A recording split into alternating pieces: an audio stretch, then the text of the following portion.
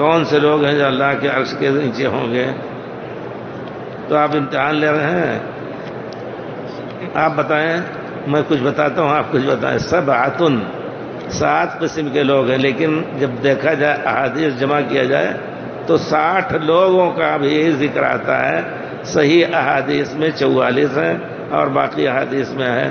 تو ایک مشہور حدیث ہے، سبعۃ یظلھم اللہ فی ظلہ یوم لا ظل الا ظلہ، ملک امام عادل۔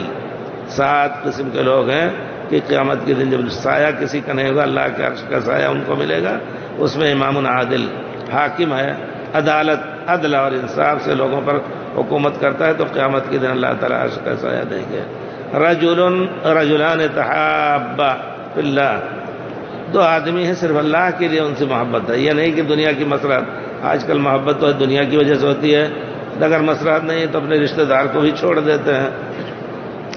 رجل دعته امرأة ذات منصب و جمال، حضرت یوسف کی طرح کوئی ایسا ہے کہ کوئی عورت نے اس کو بلایا غلط کام کے لیے، تو اس نے کہا دیا انی اخاف اللہ، میں اللہ سے ڈر رہا ہوں، یہ کام نہیں کر سکتا۔ رجل ذکر اللہ خالیا ففاضت عیناہ، تنہائی میں اس نے اللہ کی یاد کی، اللہ کی رحمت سے خوشی کے آنسو بھی آ سکتے ہیں کہ اللہ نے ہمارے اوپر کتنی رحمتیں کی ہیں، اللہ نے ہمیں اچھے سے اچھی چیزیں دی ہیں، اچھی سے اچھی صحت دی ہے، اولاد دی ہے، الحمدللہ گھر دیا ہے۔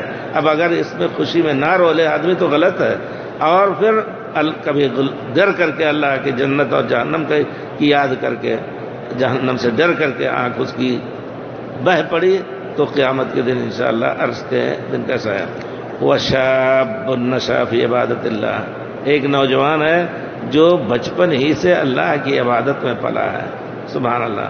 ابھی ایک قصہ بھیجا لوگوں نے، پتہ نہیں کہاں تک وہ صحیح ہے، یہی ابہا کا قصہ ہے کہ 30 سال پہلے ایک لڑکے کا قبرستان میں یہ انتقال ہوا، دفن کیا گیا 30 سال پہلے۔ کہتے ہیں کہ پھر اس کے بعد کچھ پروگرام یہ بنا کہ ادھر سے راستہ نکلے گا تو وہاں کی قبروں کو ہٹا کر کے، اٹھا کر کے جو کچھ ہڈی ملے دوسری طرف رکھ دیا جائے، تو سب کی کچھ ہڈیاں ملے، لیکن اس شخص کا 30 سال سے اسی طرح کفن اور اسی طرح چہرہ، ایک دم بال بھی نہیں جھڑا ہوا ہے، اور پھر خوشبو اس سے اس کے جسم سے پھوٹ رہی ہے۔ تو اس کا جب دیکھا گیا، نکالا اس کو تو پہچانا لوگوں نے، فلاں ہے۔ اس کا باپ آیا لپٹ کر کے رو رہا ہے، پھر اس کو لے جا کر کے دفن کیا دوسری جگہ۔ بہرحال ایک رہا اس کو دکھا رہے ہیں۔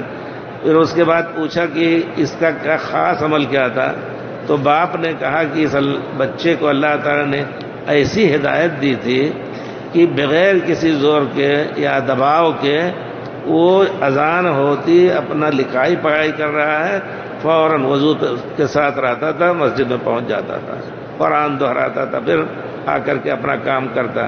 نماز میں کبھی پیچھے، فجر ہو اور ظہر ہو عصر ہو، پیچھے نہیں رہا۔ ہم خود تعجب کرتے تھے کہ اللہ تعالیٰ نے اس کو کس طرح ہدایت دی ہے، ماشاءاللہ۔ تو کہا ہو سکتا ہے اس کی وجہ سے، تو یہ سب چیزیں ہیں۔ بہرحال اللہ کو بہت کچھ پسند ہیں چیزیں، یقیناً ہم اللہ کے نہیں ہو رہے، اس وجہ سے اللہ ہمارا نہیں ہو رہا ہے۔